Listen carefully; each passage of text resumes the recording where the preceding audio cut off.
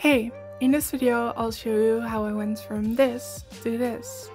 This is my game Spills, where you play as a little boat cleaning up oil spills.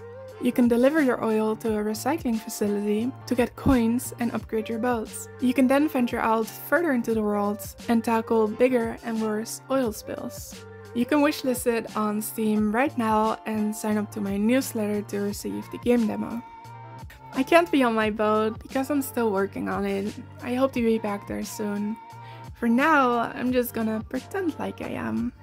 Anyway, I wanted the game to be endless, so I started working on a little system to generate oil spills. The spills just consist of multiple black circles. For testing purposes, I just made the spills square for now, using a nested for loop to make a grid via code. This meant I could easily change the size of them. I scattered oil grids of different sizes across the map, with small ones in the middle and bigger ones the further you go out.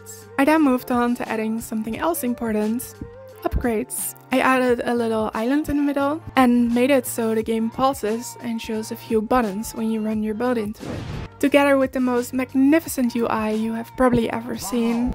Anyhow, for now there are 3 upgrades. One to increase the size of your collector, so you can tackle the bigger oil spills easier. One to increase the size of your oil tank, so you don't have to go back to the recycling island as often. And finally one for the speed of your boat.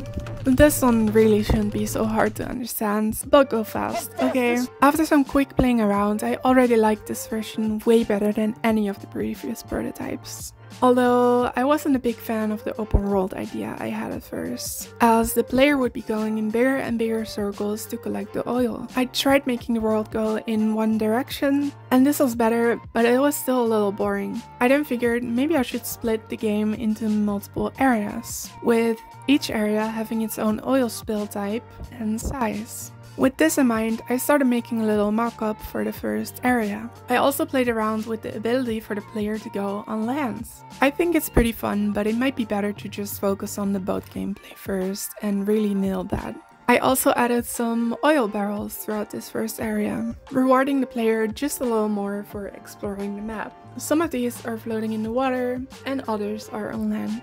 Around this time, I also made the upgrades more expensive each time. It wasn't like this at first, and it made for some interesting scenarios, to say the least. After people from my Discord server playtested the game and enjoyed it, I set out to make a more polished demo for a broader audience. I guess AAA would call it an open beta. Either way, this is a version everyone can play and is hopefully a little more accessible with less bugs. And I say hopefully. I made a long list of things I wanted to polish for the demo. Some of these include better looking oil and a better looking environment, and many others. So to start with the oil. As you know, the oil consists of many of these little circles. To make it seem like the oil is floating on top of the water, I make all the circles go up and down using a sine wave. Then, to make it seem like the boat is sucking up the oil, I just shrink the circles until they are no longer visible. And that made for this really cool effect. It looks like I did some crazy shader witchcraft, but in reality it's really quite simple. I also very quickly added a new model for the boat. This is still a placeholder, but it just makes a little more sense than the little sailboat with the weird collector thing in front of it. The new boat also has a little oil tank. It doesn't do anything yet, but I hope to add a nice little shader that moves the oil around inside the tank as you move around. I added some decorations to the recycling island, a little reservoir with oil in it, a little recycling sign, and a dock. I also made this little heads-up display to give the players some feedback when buying upgrades, so you don't think, where the hell did my money just go? I made the transition when going on land a little smoother. In reality, there wasn't a transition at first. With this free 3D model pack from Kenny, I made some temporary environments to make exploring the demo just a little more interesting. My brother actually thought of the idea of going with a solar punk aesthetic for the game, which could be really cool. I also made a very simple menu screen and an end screen for the demo.